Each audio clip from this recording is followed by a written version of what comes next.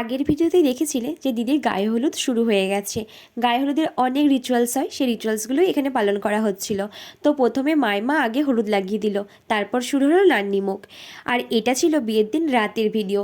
তো সবার সঙ্গে অনেক দিন পর দেখা, সবাই তো বলছে কেউ কাউকে চিনতেই পারছে না, সবাই কত বড় হয়ে গেছে।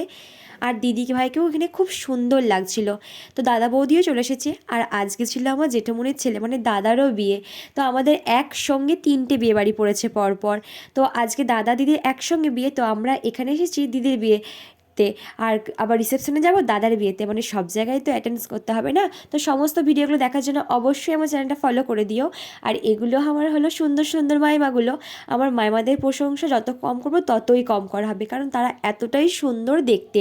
আর এদিকে দেখতে দেখতে বরের গাড়িও চলে এসছে। তো সমস্ত ভিডিও দেখার জন্য অবশ্যই আমার চ্যানেলটা ফলো করে দিও। বাই, দেখা হচ্ছে নেক্সট ভিডিওতে।